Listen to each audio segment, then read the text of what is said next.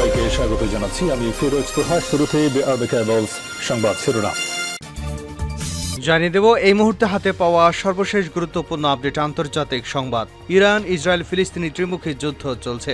শুরুতেই থাকছে এবার ন্যাটোকে সতর্ক করলেন এরদোগান। আবারও গর্জে উঠলেন তুরস্কের প্রেসিডেন্ট রিসেপ তাইপ এরদোয়ান। বিশ্বের সবচেয়ে শক্তিশালী সামরিক জোট ন্যাটোকে রাগঢাক না রেখেই সতর্ক করলেন তিনি। ইসরায়েল ইস্যুতে এমনিতেই দীর্ঘ কয়েক মাস ধরে তেতে রয়েছেন এরদোয়ান। এর মধ্যে এই সামরিক জোটের কর্মকাণ্ডে এরদোগানের বিরক্তির কারণ হয়ে দাঁড়িয়েছে। তাই শুক্রবার জোটের হয়ে ইসরায়েলকে সাফ কথা বলে দিয়েছেন এরদোয়ান। প্রিয় দর্শক, কি কথা বললেন এরদোয়ান? এ বিষয়ে থাকছে বিস্তারিত, সঙ্গে থাকুন। এবারে জানাবো, ইউক্রেন ও ন্যাটো উভয় ধ্বংস হয়ে যাওয়ার আশঙ্কা রয়েছে। রাশিয়ার সাবেক প্রেসিডেন্ট দিমিত্র মেদভেদেভ হুঁশিয়ারি উচ্চারণ করে বলেছেন, মার্কিন নেতৃত্বাধীন পশ্চিমা সামরিক জোট ন্যাটো ইউক্রেনকে সদস্যপদ দিলে ইউক্রেন ও ন্যাটো উভয় ধ্বংস হয়ে যাওয়ার আশঙ্কা রয়েছে। তিনি বলেন, ন্যাটো কখনো ইউক্রেনকে সদস্যপদ দেওয়ার প্রকাশ্য ঘোষণা না দিলেও কার্যত সে পথে হাঁটছে পশ্চিমাই সামরিক জোট। জানাবো, বাইডেনকে নিয়ে একান্তে উদ্বেগ ওবামা ও পেলোসির। সাবেক মার্কিন প্রেসিডেন্ট বারাক ওবামা এবং প্রতিনিধি পরিষদের সাবেক স্পিকার ন্যান্সি পেলোসি মার্কিন প্রেসিডেন্ট জো বাইডেনের 2024 সালের প্রচারণা নিয়ে একান্তে উদ্বেগ প্রকাশ করেছেন। এদিকে গাজা সিটিতে ইসরায়েলি বাহিনীর তাণ্ডব, ধ্বংসস্তূপের নিচে শতাধিক মরদেহ।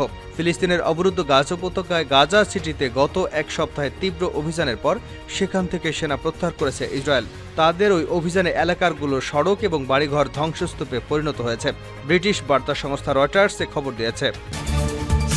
এবং সর্বশেষ জানাবো, আস্থা ভোটে হেরে ক্ষমতাচ্যুত নেপালের প্রধানমন্ত্রী। পার্লামেন্টে আস্থা ভোটে হেরে ক্ষমতাচ্যুত হচ্ছেন নেপালের প্রধানমন্ত্রী পুষ্পকমল দাহাল।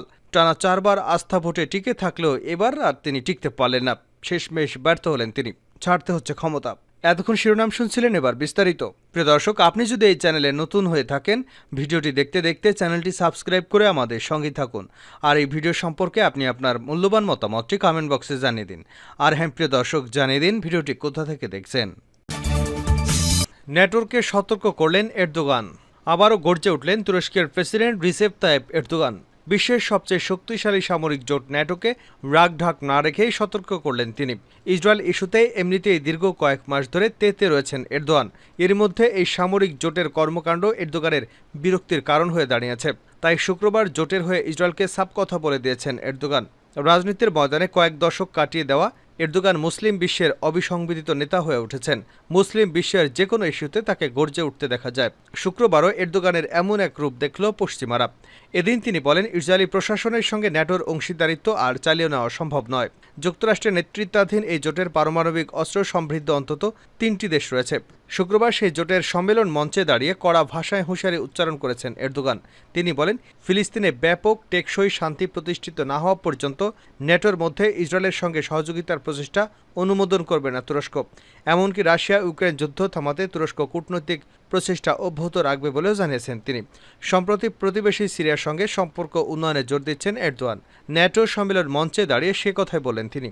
এরদোগান জানান, সিরিয়ার সঙ্গে আবারও সম্পর্ক স্থাপনের বিষয়ে তুরস্কের পররাষ্ট্রমন্ত্রী হাকান ফিদানকে নির্দেশ দেওয়া হয়েছে। এর আগে গেল সপ্তাহে এরদোগান জানিয়েছিলেন, সিরিয়ার সঙ্গে সম্পর্ক পুনঃপ্রতিষ্ঠায় তিনি দেশটির প্রেসিডেন্ট বাশার আল আসাদকে যে কোনো সময় আমন্ত্রণ জানাবেন। কয়েক মাস আগে যুক্তরাষ্ট্রের তৈরি F-16 যুদ্ধবিমান কেনা নিয়ে তুরস্কের সঙ্গে ওয়াশিংটনের টানাপোড়েন চলছিল। তবে সুইডেনকে ন্যাটোভুক্তির ব্যাপারে তুরস্ক আপত্তি প্রত্যাহার করার পর আঙ্কারার জন্য F-16 যুদ্ধবিমান কেনার পথ পরিষ্কার হয়েছে। এরদোগান জানান, তিনি এ বিষয়ে মার্কিন প্রেসিডেন্ট জো বাইডেনের সঙ্গে কথা বলেছেন। 3-4 সপ্তাহের মধ্যে এ সমস্যার সমাধান হবে বলে জানিয়েছেন তিনি। নিজেদের সামরিক বাহিনীকে আধুনিকায়ন করতে মার্কিন এই অত্যাধুনিক যুদ্ধবিমান চাইছে তুরস্ক। ন্যাটোর সদস্য হলেও যুক্তরাষ্ট্রের ঘোর বিরোধী হিসেবে পরিচিত ব্লকের সঙ্গে তুরস্ক সমানতালে সম্পর্ক বজায় রেখেছে। সামরিক জোটের সম্মেলনে সে কথাও তুলে ধরেছেন এরদোয়ান। তিনি জানিয়েছেন, সাংহাই কোঅপারেশন অর্গানাইজেশনে পর্যবেক্ষক হিসেবে নয়, বরং স্থায়ী সদস্য হিসেবে যোগ দিতে চায় তুরস্ক। এসসিও একটি নিরাপত্তা, রাজনৈতিক এবং অর্থনৈতিক জোট।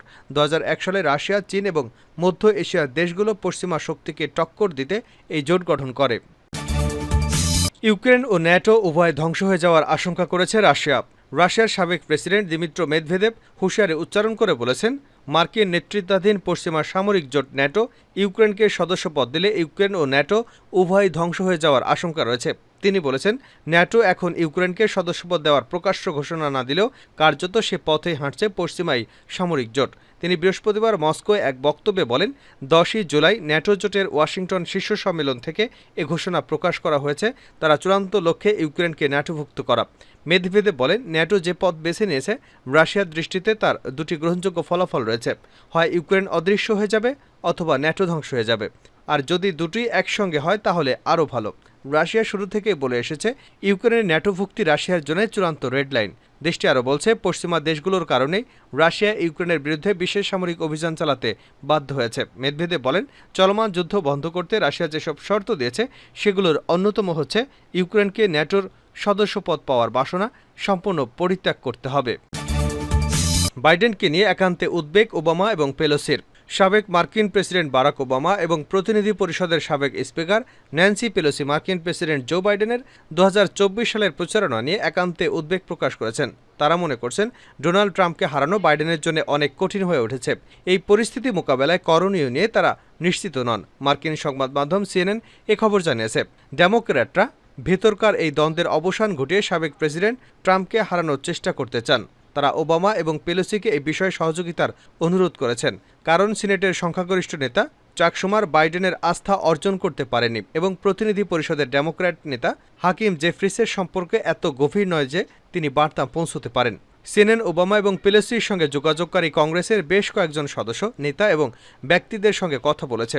তাদের অনেকেই বলেছেন যে বাইডেনের প্রার্থিতা শেষের পথে এবং এখন এটি কেবল সময়ের ব্যাপার মাত্র। শীর্ষস্থানীয় কয়েকজন ডেমোক্র্যাট বলেছেন, যারা অন্যায়ভাবে পরিস্থিতি বিবেচনা করছেন তাদের উচিত স্পষ্ট করে বলা, কারণ নির্বাচনের আর মাত্র 4 মাস সময় আছে। পেলোসির সহকর্মীদের অনেকেই আশা করেছেন যে তিনি ডেমোক্র্যাটদের মধ্যে গত 2 সপ্তাহ ধরে চলা অস্থিরতার অবসান ঘটাতে পারেন। অনেকের মতে এই অস্থিরতার অবসান ঘটবে যখন পেলোসি বাইডেনকে বলবেন যে তাকে প্রার্থিতা থেকে সরে যেতে হবে। পেলোসির বিতর্কের পর থেকে বাইডেনের সঙ্গে কথা বলেছেন, তবে তিনি পরিষ্কার করে বলেছেন যে তিনি বাইডেনের প্রার্থিতা চালিয়ে যাওয়ার সিদ্ধান্তকে চূড়ান্ত মনে করেন না। তবে তিনি এই বিষয়ে আরও মন্তব্য করতে অস্বীকৃতি জানিয়েছেন। ওবামার প্রকাশ্য কোনো মন্তব্য না করার সিদ্ধান্ত অনেক ডেমোক্র্যাটদের মধ্যে হতাশা তৈরি করেছে, কারণ তারা মনে করছেন তিনি তাদের সহযোগিতা করতে পারতেন। বিতর্কের পর ওবামা এক্স পোস্ট করেছিলেন, খারাপ বিতর্ক, এমন খারাপ রাত আসে, বিশ্বাস করুন আমি জানি, ধারণা করা হয়। এটি বাইডেনের প্রচারণার একটি অংশ হিসেবে বলা হয়েছিল। বাইডেন পুনর্নির্বাচনের সক্ষমতা নিয়ে ওবামার গভীর সংশয় ওয়াশিংটনের ওপেন সিক্রেট বিষয়গুলোর মধ্যে একটি। এক ডেমোক্র্যাট সিএনএনকে বলেছেন, তারা বাইডেন যেন নিজেই সিদ্ধান্ত নেয়, সেই অপেক্ষায় আছেন। গাজা সিটিতে ইসরায়েলি বাহিনীর তাণ্ডব, ধ্বংসস্তূপে শতাধিক মরদেহ। ফিলিস্তিনের অবরুদ্ধ গাজা উপত্যকার গাজা সিটিতে গত 1 সপ্তাহে তীব্র অভিযানের পর সেখান থেকে সেনা প্রত্যাহার করেছে ইসরায়েল। বৃহস্পতিবার রাতে সেখানে সেনাদের সরিয়ে নেওয়া হয়। স্থানীয় বাসিন্দারা এবং উদ্ধারকারী সংস্থাগুলো শুক্রবার জানিয়েছে তাদের এই অভিযানে এলাকার সড়ক এবং বাড়িঘর ধ্বংসস্তূপে পরিণত হয়েছে। ব্রিটিশ বার্তা সংস্থা রয়টার্সে খবর জানিয়েছে, যুক্তরাষ্ট্রের সমর্থনে গাজায় যুদ্ধবিরতি ও জিম্মি মুক্তির বিষয়ে মধ্যস্থতাকারীদের আলোচনার মধ্যেই এই অভিযান পরিচালনা করল ইসরায়েল। 7ই অক্টোবর দক্ষিণ ইসরায়েলে হামাসের হামলার জবাবে প্রায় 10 মাস ধরে গাজায় অভিযান পরিচালনা করছে ইহুদিবাদী ইসরায়েল। গাজায় সিভিল ইমার্জেন্সি সার্ভিস জানিয়েছে, গত সপ্তাহে টেল আল হাওয়া এবং সাবরা এলাকায় ইসরায়েলি বাহিনীর হাতে নিহত প্রায় 60 জন ফিলিস্তিনির মরদেহ সংগ্রহ করেছেন তারা। বাসিন্দা উদ্ধারকারী দলগুলো সতর্ক করে বলেছে, কিছু এলাকা থেকে ট্যাঙ্ক সরিয়ে নেওয়া হলেও কিছু স্থানে ইসরায়েলি স্নাইপার এবং ট্যাঙ্কগুলো উঁচু স্থানে নিয়ন্ত্রণ করছে। বাসিন্দাদের সেখান থেকে ঘরে ফিরে না যাওয়ার জন্য সতর্ক করা হচ্ছে। গাজার সিভিল ডিফেন্সের মুখপাত্র মোহাম্মদ বাসাল স্থানীয় সংবাদ মাধ্যমকে জানিয়েছেন, রাস্তায় ছড়িয়ে ছিটিয়ে রয়েছে খণ্ড খণ্ড মরদেহ, পুরো পরিবারগুলোর মরদেহ রয়েছে, এমনকি একটি ঘরের মধ্যে পড়ে যাওয়া একটি শিশু পরিবারের মরদেহ রয়েছে। ইসরায়েল সামরিক বাহিনী বৃহস্পতিবার জানায়, গাজা সিটিতে হামাসের সক্ষমতা ধ্বংস করার জন্য অভিযান পরিচালনা করছে। আন্তর্জাতিক আইন মেনে চলে ও বেসামরিক ক্ষতি কমাতে সব ধরনের ব্যবস্থা গ্রহণ করেছে তারা। বেসামরিকদের আড়ালে অবস্থানে ইসরায়েলিদের অভিযোগ প্রত্যাখ্যান করে আসছে হামাস এবং ইসলামিক জিহাদের সশস্ত্র শাখা দাবি করছে তারা ইসরায়েলি বাহিনীর বিরুদ্ধে ট্যাঙ্ক, বিধ্বংসী রকেট এবং মর্টার হামলা চালিয়েছে। এতে কয়েকজন ইসরায়েলি সেনা হতাহত হয়েছে, তবে ইসরায়েলি সেনাবাহিনী এ সম্পর্কে কোনো মন্তব্য করেনি। আস্থার ভোটে হেরে ক্ষমতাচ্যুত নেপালের প্রধানমন্ত্রী। পার্লামেন্টে আস্থা ভোটে হেরে ক্ষমতাচ্যুত হচ্ছেন নেপালের প্রধানমন্ত্রী পুষ্পকমল দাহাল প্রচণ্ড। টানা 4 বার আস্থা ভোটে টিকে থাকলেও এবার ব্যর্থ হন তিনি। শুক্রবার এই আস্থা ভোট অনুষ্ঠিত হয়। প্রধানমন্ত্রী পুষ্পকমলের সরকারের উপর থেকে সমর্থন প্রত্যাহারের পর বুধবার নতুন করে জোটের ঘোষণা করেন সাবেক প্রধানমন্ত্রী কেপি শর্মা ওলির দল কমিউনিস্ট পার্টি অব নেপাল। এ কারণে এই অনাস্থা ভোট অনুষ্ঠিত হয়। সাবেক প্রধানমন্ত্রী তথা নেপালি কংগ্রেসের প্রধান শের বাহাদুর দেওবার সঙ্গে জোট সরকার গড়ার বিষয়ে এরই মধ্যে সমঝোতা চূড়ান্ত হয়েছে বলে জানিয়েছে অলির দল।